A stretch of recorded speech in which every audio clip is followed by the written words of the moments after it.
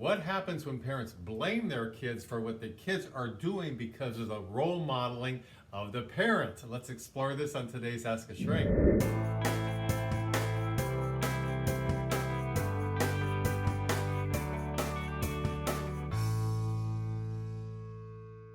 The blame game. We've all done it to some degree, but it can be really problematic when a parent is blaming their child for something that's a result of the parent's role modeling. They may come into a therapist and say, please help me raise my kid, but you better not tell me it's my fault. Well, there's a fine line when we use the term blame. The idea to do this video came in because of a recent comment I received on my video, 8 red flags of contacting a parent if you've been emotionally smothered. The comment is, my dad is all denial. My mom blamed us kids for her spoiling. Quote, you guys wouldn't shut up unless you got what you wanted, unquote. The writer continues, you're blaming me because you couldn't say no. You're supposed to be the adult and draw a boundary, and how true that is. How unbelievable it is for a parent to have a parenting style where they're blaming the child in terms of you wouldn't shut up unless you got what you wanted. So the mom is abdicating all responsibility. So I gave you what you wanted, you wouldn't shut up. Can you see how this is not healthy here, how this is inappropriate? The mom's the parent. She's supposed to be raising those children, molding them, guiding them, mentoring them, teaching them. It's up to the parent to do that, not to put the responsibility on the child. They're little kids. They're trying to find their way. And then later in life, when they realize the kids are spoiled, to say, well, you kids wouldn't shut up unless you got what you wanted. So this is important because this applies to many scenarios where the parent drops the ball in terms of their parenting style and then later wonder why the child perhaps stops contact with them or has really severe boundaries or has strong emotion, gets angry with them. The parent doesn't want to take any responsibility. They now blame the children, and that's not going to be healthy in terms of the family healing, hopefully healing from some sort of childhood trauma. Therapists see this in family counseling. Well, they're the parent. They're the ones who gave birth and are now raising the child. It's up to them. You can't blame a child for your lack of healthy parenting. Now, at the same time, it doesn't abdicate the child of when they become older and an adult, of taking responsibility for their part, what they did. But parents especially need to pay attention to this because often they wonder, why can't I reclaim my family?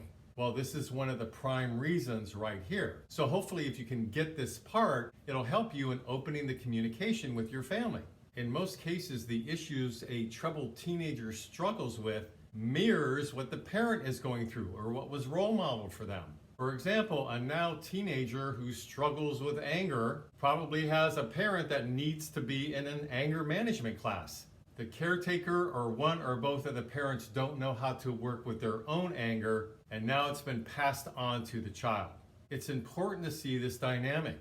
Or a son who sees his dad out cheating all the time, tons of infidelity. If this is not discussed, never worked through, if the child, now an adult, let's say, doesn't understand how this impacted him, how confusing it was to see his father with different women all the time, then his male identification, his primary male role model was a man goes out and cheats. That's what a man does when he's unhappy. Parents that struggle or resist this notion don't want to believe that behavior is learned. Learned behavior is passed on sometimes from generation to generation.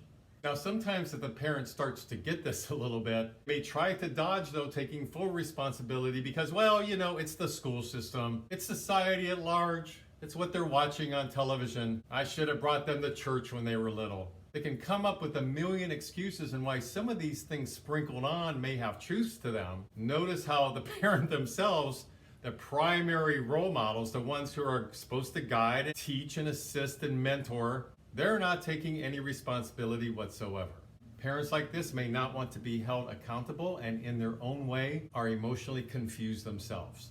There's many parents who do their best, but of course they falter from time to time. But the key is they're not actively blaming the child. This applies to parents who blame the children. Children learn a lot more from what's role modeled for them, the behavior they see, much more so than what's said to them. Sometimes to feel okay because the parent hasn't worked through their own issues and they feel a lot of shame and guilt, perhaps related to their childhood. They feel the need to point the finger at somebody else, to blame somebody else for how their kids have turned out. And so they blame the child, just like in that comment I read to you earlier. Blame doesn't help a child learn responsibility. It just conditions them in a way versus educating them. And if this blaming starts early when the child is quite young, they're blamed for everything, they don't even know what's going on, they're going to internalize that, of course, and it's going to affect how they feel about themselves as a person and affect their self-esteem. They may perhaps not critically think about things because I don't even know that I can critically think. I feel like I'm a scapegoat. I guess I am a scapegoat. And so they may go more so in the victim mentality because the parent is not supporting them and helping them and showing them their strengths and what's possible and what they're good at and the positives about things. They're removing all that and just pointing at them symbolically and saying, it's your fault. You're spoiled because you never stopped asking for things. What was I supposed to do? You wouldn't be quiet about it. So I gave you what you wanted. That's a good example of unhealthy parenting. So in terms of guiding and mentoring your child, help them to think about things, to analyze.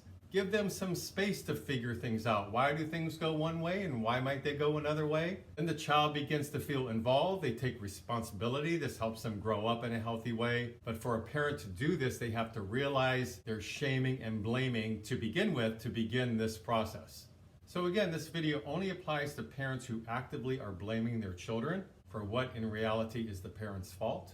And we have to be careful of the child circling around. Let's say when they're an adult, maybe they're struggling with addiction, let's say, maybe they're an alcoholic, and now in their 30s, they're just choosing to blame their parents. It doesn't work that way. We have to look at each case specifically and see what the dynamics are and if the parent has indeed or is indeed blaming the child for what in reality is the parent's responsibility as a parent to figure out. So, kind of a fine line with this. Please leave me some comments below. I'd love to hear any thoughts you may have. Please subscribe to my mental health YouTube channel if you like these kind of videos. And until next week, this is Brad Shore signing off from Ask a Shrink.